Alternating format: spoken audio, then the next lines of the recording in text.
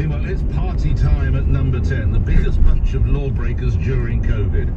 A birthday cake, people singing happy birthday, karaoke. No, that is not the same at all as a work event, and I think Boris Johnson knows it. This is industrial scale party. Labour segment derrière, a culling of the civil service. 90,000 plus jobs to go. Plus, civil servants who want to work in Sadiq Khan's new city hall better keep their fingers crossed. There's only a 1 in 8 chance they're going to get a desk.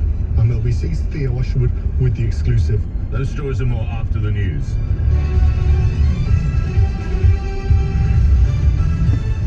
On your radio, on Global Player, and Play LBC. leading Britain's conversation. This is LBC.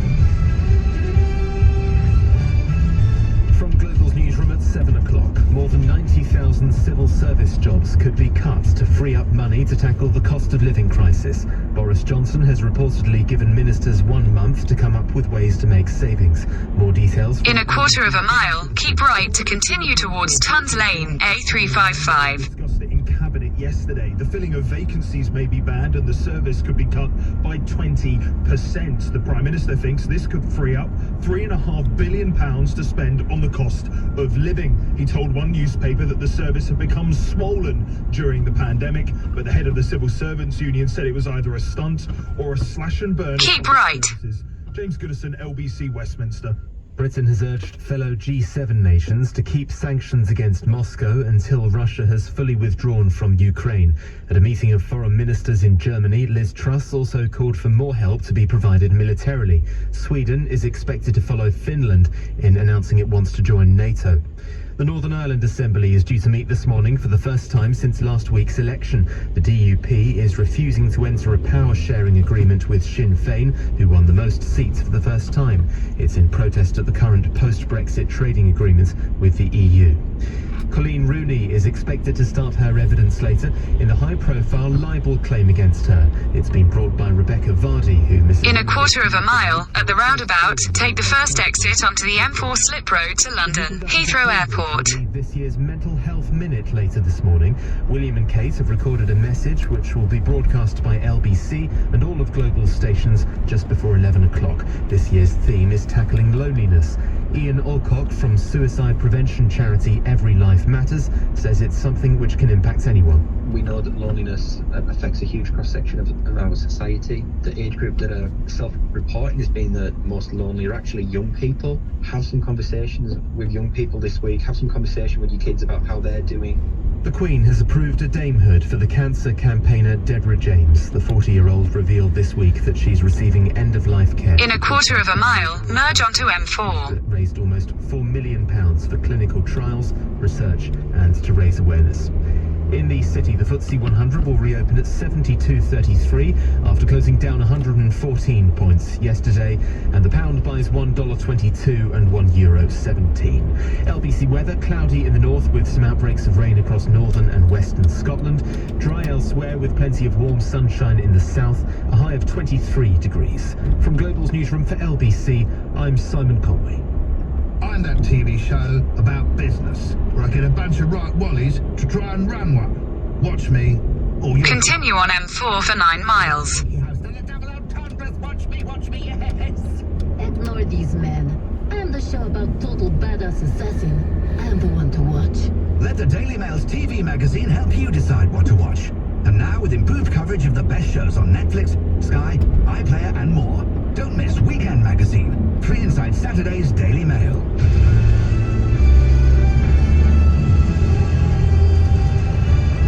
This is LBC from Global, leading Britain's conversation with Nick Ferrari at breakfast. Good morning to you. 3 minutes after 7 on Friday, May the 13th. Soaring inflation, a falling pound, stalled growth, pressure grows for an emergency summer. Mini budget, is that the way forward? Also 91,000 jobs. That hard rain is now falling on the civil service. It equates to about 1 in 5 to go. Numbers back to the level they were in 2016. You'll hear more from Government Efficiency Minister Jacob Rees-Mogg, who also, of course, is the Brexit Opportunities Minister. We might remind him of what he said a couple of years ago to Daily Telegraph Live Forum. Brexit is a means to an end. It's not an end.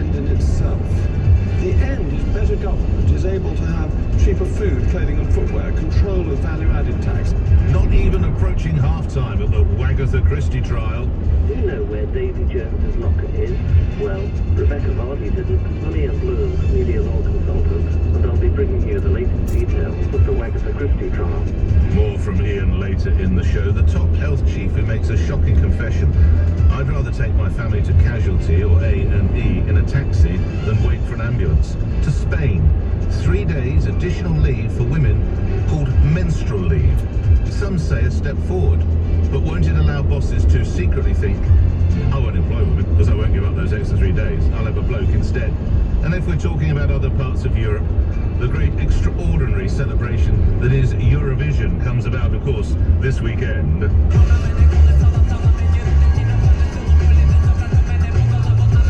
Absolutely not my kind of music, but it's going to win, isn't it? Ukraine's entry, Stefania by the Kalush Orchestra. We will look at the history of this most extraordinary affair and ask, would anyone actually this year want to beat Ukraine? Nick Ferrari at breakfast. Call 0345 6060 973. Text 84850. Nick Ferrari at breakfast on LBC. Try as they might with all sorts of initiatives and ideas, such as going to Scandinavia and others, the government now is facing challenge on a daily, or hourly possibly basis, to do something about the cost of living crisis. I think I've already mentioned pretty much every indicator going against them. Soaring inflation and a falling pound. Stalled growth. It was around this time yesterday that the figures came in, albeit there was growth, but nothing like what they hoped it would be. Now, on Wednesday morning, I was joined by Levelling Up Secretary Michael Gove. Amongst other things, we obviously got to talk about the economy. And what about an emergency budget? Do you think we need an emergency budget? Do we need to review the lift in corporation tax, or do we need to cut VAT? Mr. Gove? No. Why? I don't think we need an emergency budget. I do think that we need to make sure that we have the right balance between paying down our deficit, keeping the confidence of international markets, and keeping interest rates as low as possible, with also targeting help on the very poorest. And that's why... So how is that to come about, sir? How is that help for those at the lowest end? If we don't have some kind of budget or some kind of announcement from your colleague, Mr. Sunak, how is that to be brought about?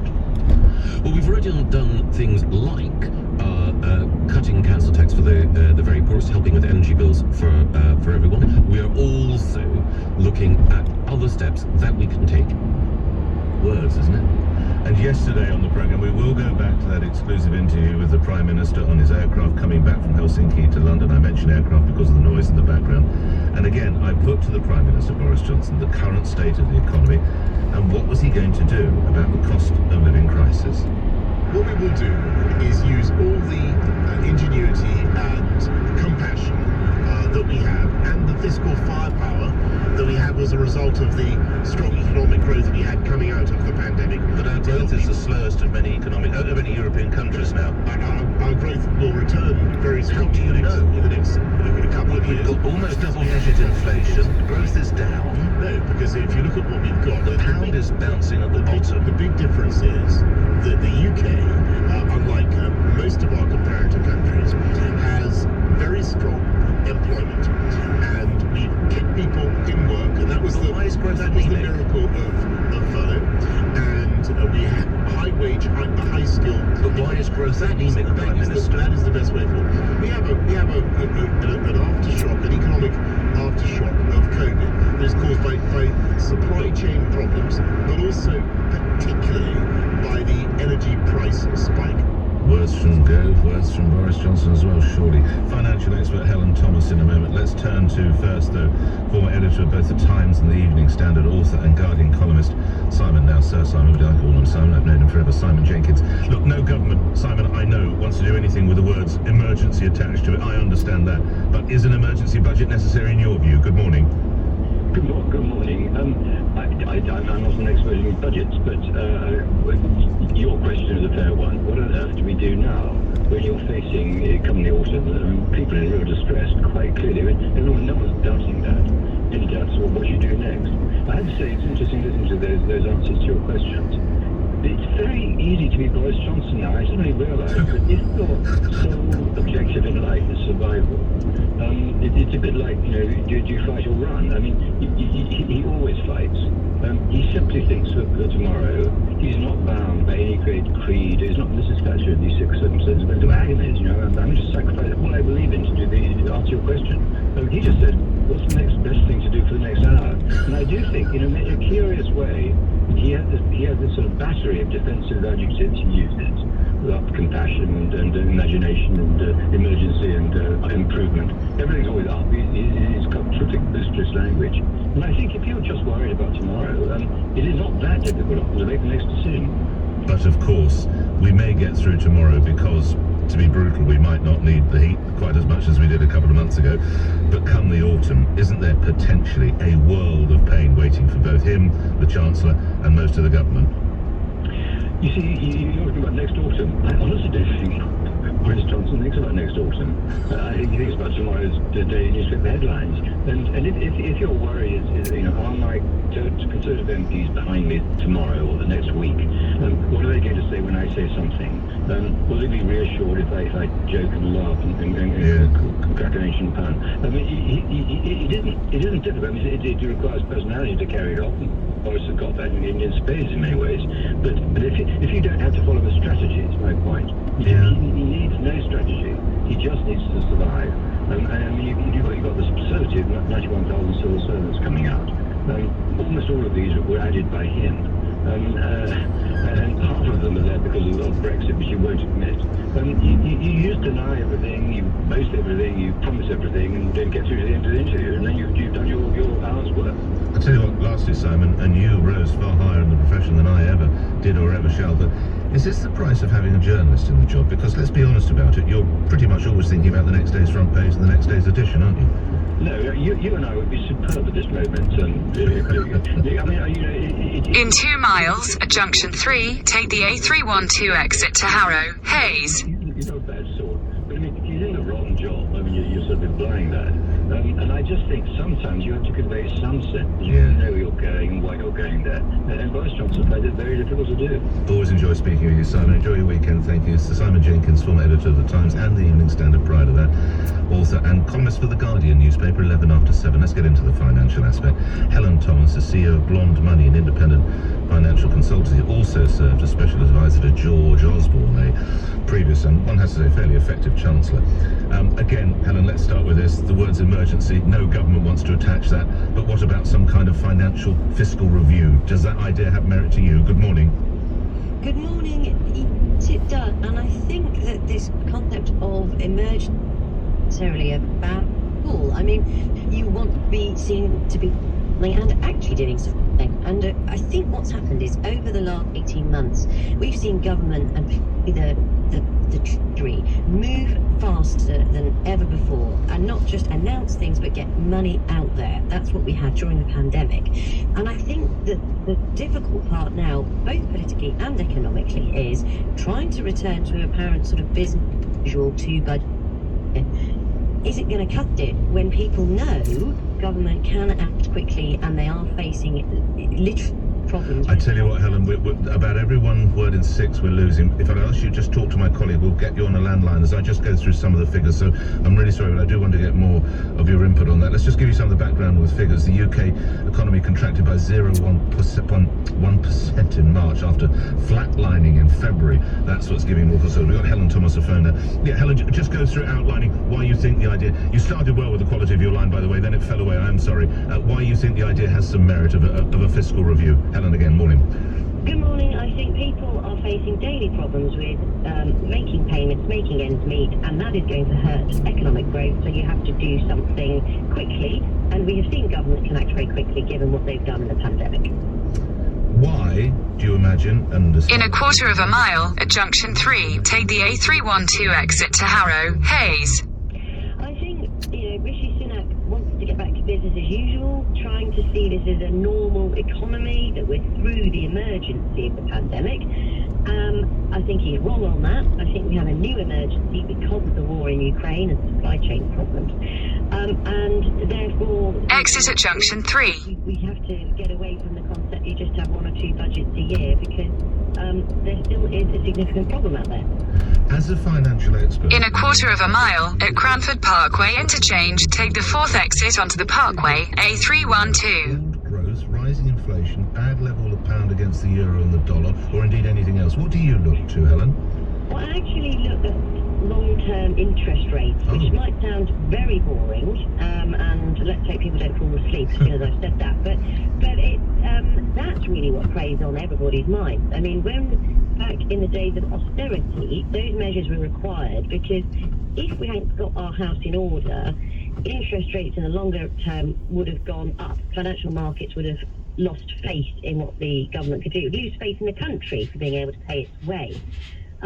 So it's the long-term interest rate that really matters. But actually, at the moment, although they are going up a bit, because the very short-term interest rate's gone up as Bank of England have raised rates, it's relatively stable in a historical perspective. So there is some space. This concern about the faith of the financial market in the British economy, it's solid enough at the moment, and frankly, you've got to go for growth. I mean, you're really pushing the Prime Minister on that, weren't you, with your question? You've got to go for growth properly. You can't do things half-heartedly. You're going to fail everywhere. Lastly, you'll remember it far better than I can, but I think that the financial crash was, as I recall, 2008. What we're looking at now, is it more ugly, less ugly, the same? How would you describe it? Ugly but different. So exit the roundabout onto the Parkway. You described me, by the way. Do go on. Yeah, we don't have so much worry about the banks completely falling over, but we've got a really nasty economic... Continue on the Parkway for 1 mile. We never want that. That, unfortunately, is going to be horribly painful, and it will hit financial markets, and it's going to be a nasty recession to come. Helena, we'll leave it there. Thanks for jumping on the phone line. Helen Thomas is CEO of Blonde Money, an independent financial consultancy, and she has served as a special advisor to George Osborne. The emergency budget, we've spoken about this a lot, but it is enormous. It's a giant issue that I just sense the government, they've got a lot of words but very little action. We'll take your views on that. Also coming up after the news. Police fine 50 more Downing Street COVID rule breakers, taking the total over 100. I'm LBC's Charlotte Lynch. Yes, our own party girl Charlotte Lynch with a report on that after this. 7:16 LBC News headline, Simon Conway. 91,000 jobs in the civil service could be cut under Boris Johnson's plan to find money to tackle the cost of living. Britain has urged fellow G7 nations to keep sanctions against Moscow until all Russian troops have left Ukraine. A burial service will take place later in East Jerusalem for Shireen Abu Akleh, a journalist who was killed while covering an Israeli raid in the West Bank. LBC weather, fine in the south, some rain in the north, a high of 23 degrees. LBC Travel, I'm Joanne Webb. Still restrictions on the M20 both ways between junctions 8 at Leeds Castle and 9 at Ashford because of the ongoing problems at the Port of Dover, but a car's also broken down westbound in the restrictions. That's obviously adding to the delays. It's very busy on the approach. Queues on the South Circular Road in both directions between Mortlake and East Sheen. That's because of the roadworks. And in Richmond, Sheen Road is closed both ways for emergency repair works. In Harold Wood, Church Road is closed in both directions, and that's because of a burst water main. Very busy on the A1 in both directions to Apex Corner. That's also because of roadworks. There are queues back to Mill Hill Circus, also back to Stirling Corner and on the A41. And very busy northbound to the Blackwall Tunnel. In 200 yards at Wagoners Roundabout, take the 2nd exit and stay on the Parkway, A312. Two Vermondo vegan burgers, just $1.59. 2 Seabass fillets with butter for $3.69. And 6 British Big Dog hot dog sausages, just $2.99. Now that's big on quality and always little on price. Subject to availability, selected stores, excludes NI. Call Nick Ferrari now. 0345 6060 973 LBC. Today's tale begins the night the internet went down at the Smith family. Son? The dad watched on powerless as his son aged before his eyes. The game has been loading forever. Save yourself from broadband nightmares. Exit the roundabout onto the Parkway. Continue on A312 for 1.5 miles. 88% UK availability. 4G connection takes up to 175 seconds. Best for mobile network performance. Verify at ee.co.uk/claims. Yeah, so we're going to need to increase your monthly mobile bill. Again? Why? Not really sure, to be honest. Is there anything you can do? No, can't do. Relax. Here at Tesco Mobile, we won't take the biscuit. And we won't increase prices during your contract. This is Supermarket Mobile. Tesco Mobile. Every little helps. Tesco Mobile won't increase monthly subscription prices for pay monthly services during minimum contract period. See tescomobile.com/fixed-prices. Do you have a vacancy to fill right now? Because right now, at Job Centre Plus, we have thousands of people ready to work for your business. Right now, across the country, our work coaches are helping thousands of employers connect with the people they need. So right now, you could be speaking to a named employer advisor and matching a candidate to one of your vacancies. Speed up your recruitment at gov.uk/way-to-work. It doesn't matter which energy supplier you're with.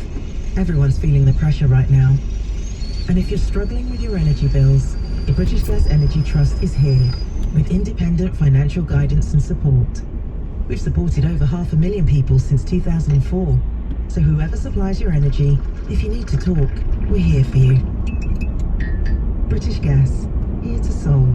Search British Gas Energy Trust. Subject to eligibility. Nick Ferrari at breakfast on LBC. Call 0345 6060 973.